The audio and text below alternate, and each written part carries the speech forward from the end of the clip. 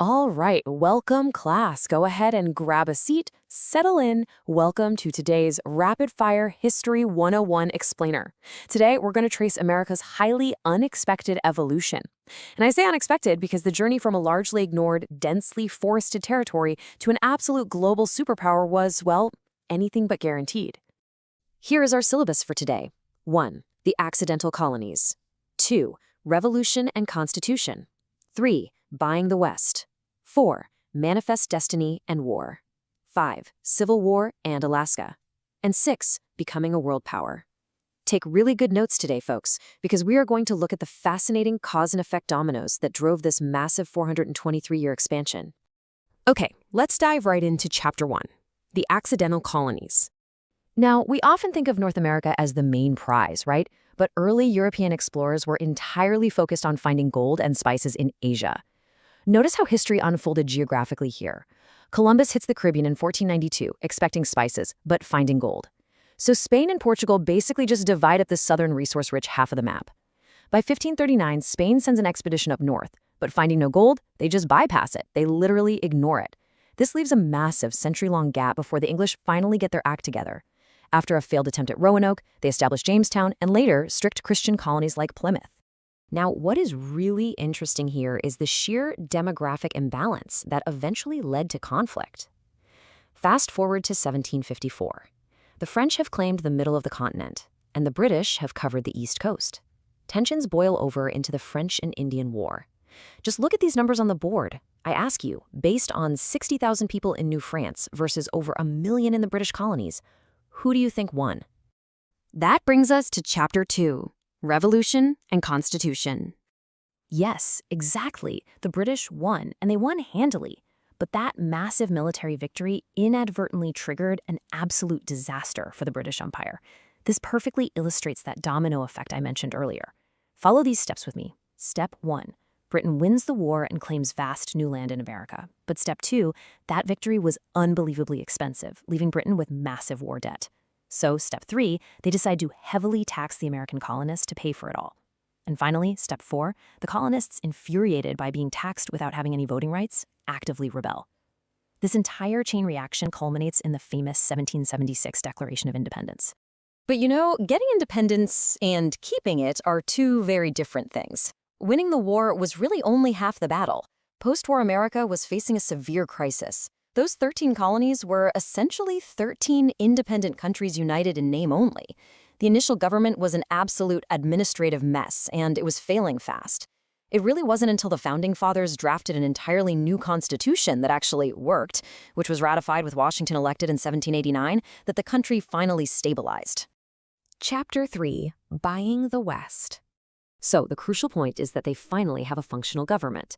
Let's examine how a simple logistical need for a river sparked the single greatest real estate deal in human history.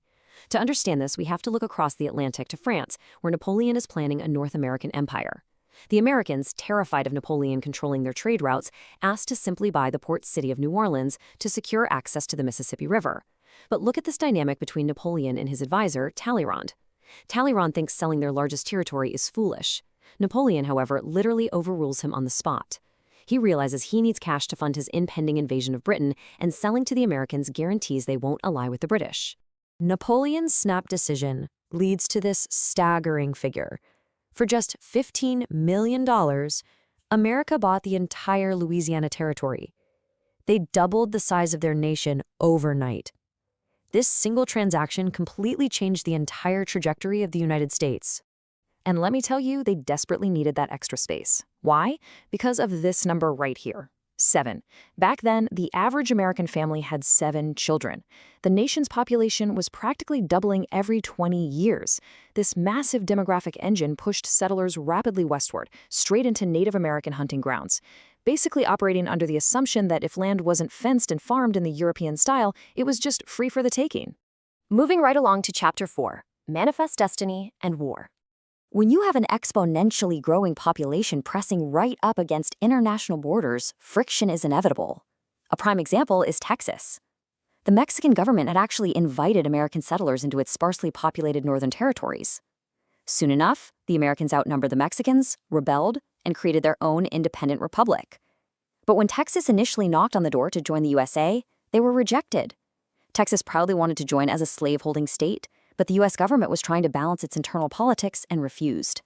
That is, until a highly expansionist president named James K. Polk took office and completely changed the nation's mind in 1845. Polk's decision kicked off a staggering 50-year sprint of expansion. Just look at this list. After annexing Texas, a border dispute sparked a rather ugly war with Mexico. The result? The U.S. paid $15 million to take the vast northern territories of Mexico, then bought even more land for $10 million a few years later. Up north, they simply agreed to split the Oregon Territory with the British. Through sheer luck, demographics, and military force, America stretched from sea to sea. And expansion fever was so incredibly high by this point that Congress actually passed the Guano Islands Act. Like this humorous hypothetical quote from Uncle Sam illustrates, the law essentially allowed any U.S. citizen who found an unclaimed, uninhabited island covered in bird droppings, which was super vital for fertilizer and gunpowder back then, to just claim it as U.S. soil.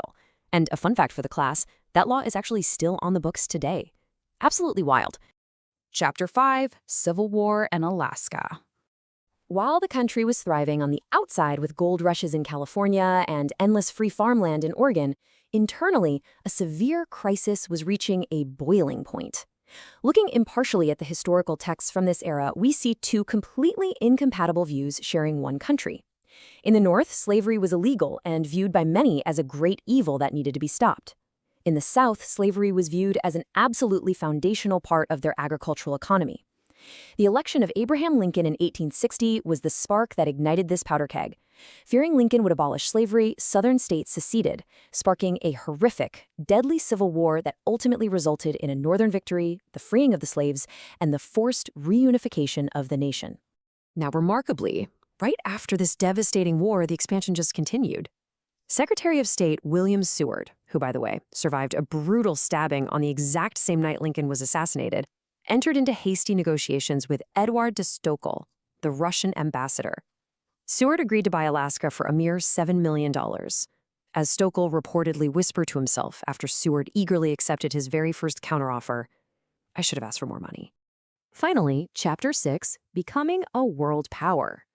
Now that the continent was conquered, a reunited, massive, and increasingly industrialized America was about to step onto the global stage. Down in the Caribbean, Cuba was fighting a bloody war for independence against Spain. American newspapers were full of sympathy for the revolutionaries. But the final domino fell in 1898 with the event on your screen. An American warship, the USS Maine, sank in a mysterious explosion near Cuba. The U.S. demanded Spain leave Cuba. Spain declared war.